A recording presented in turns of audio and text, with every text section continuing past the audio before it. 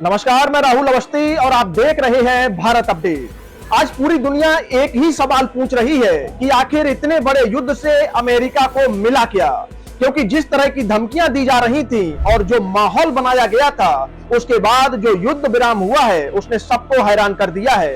सीधी बात यह है कि इस पूरी लड़ाई में कोई जीता है या हारा है, यह तो वक्त ही बताएगा। लेकिन अमेरिका की साख को बट्टा जरूर लग गया है। जो अमेरिका बार बार डेडलाइन दे रहा था और दुनिया को डरा रहा था, अब वह इस युद्ध विराम के बाद थोड़ा पीछे हटता हुआ दिखाई दे रहा है। पूरी दुनिया अपनी आंखों से देख रही है कि कैसे एक सुपर पावर कहे जाने वाले देश को अब बातचीत की मेज पर झुकना पड़ा है। अमेरिका अब ईरान से सीधे बात कर रहा है, क्योंकि उसे समझ आ गया है कि सिर्फ बम और गोली और ताकत के दम पर दुनिया नहीं जीती जा सकती। युद्ध जीतकर आप जमीन पर कब्जा तो कर सकते हैं, लेकिन बंदूक की नोक पर कभी शांति नहीं ला सकते।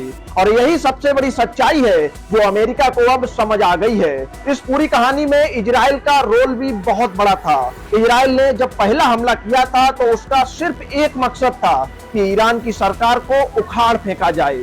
वह चाहता था कि ईरान में सत्ता बदल जाए और वहां उसकी पसंद के लोग बैठे, लेकिन हुआ इसके एकदम उलट। 40 दिनों तक चले इस भीषण हमलों के बावजूद इजराइल का कंट्रोल इस युद्ध पर धीरे धीरे कम होता चला गया। और जब बातचीत शुरू हुई तो यह इजराइल को कतई रास नहीं आ रही होगी। आप खुद सोच कर देखिए कि जिस दुश्मन को आप खत्म करने चले थे, अब उसके साथ आपका सबसे बड़ा साथी हाथ मिलाकर बात कर रहा है।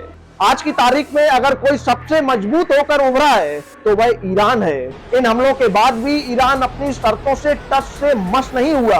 वह कोई लाचार निशाना बनकर नहीं, बल्कि एक धाकड़ नेगोशिएटर बनकर मेज पर बैठा है और अमेरिका की आंखों में आंखें डालकर सीधे बात कर रहा है।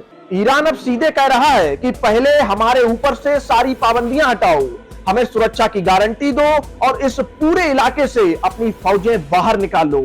वहीं हमारे पड़ोसी देश पाकिस्तान ने भी इस बीच खूब नाटक किया है। उसने बीच बचाव करने का एक ऐसा अभिनय किया जैसे वही सब कुछ सुलझा रहा हो, लेकिन असलियत में वह सिर्फ अमेरिका का एक डाकिया या यूं कहें कि पोस्टमैन बनकर रह गया। इस युद्ध विराम की सबसे कड़वी हकीकत यह है कि यह शांति नहीं है। जो लोग सोच रहे हैं कि अब सब कुछ ठीक हो गया है, यह बहुत बड़ी गलती कर रहे हैं।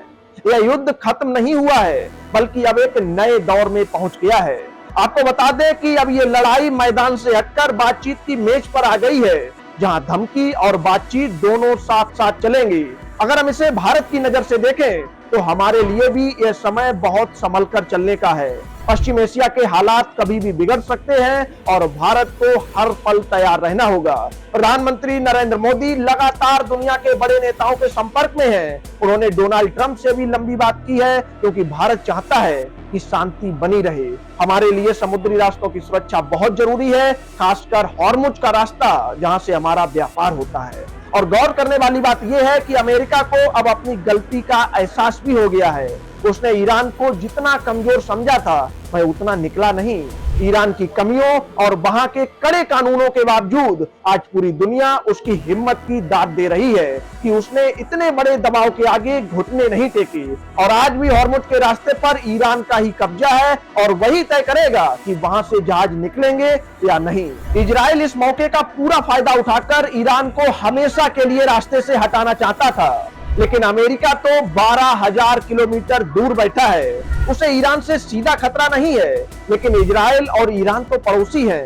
इजराइल को पता है कि जब भी झगड़ा होगा तो उसे रोज ईरान का सामना करना पड़ेगा और अमेरिका हर वक्त बचाने नहीं आएगा। इसलिए इजराइल को अब ना चाहते हुए भी इस बदलते माहौल और युद्ध विराम को मानना पड़ रहा है, क्योंकि उसकी पुरानी धौंस अब पहले जैसी नहीं रही। यह युद्ध का अंत नहीं, बल्कि एक लंबी और उलझी हुई राजनीति की शुरुआत है, जिसमें भारत जैसे देशों को अपनी सुरक्षा और हितों के लिए बहुत चौकन्ना रहना पड़ेगा।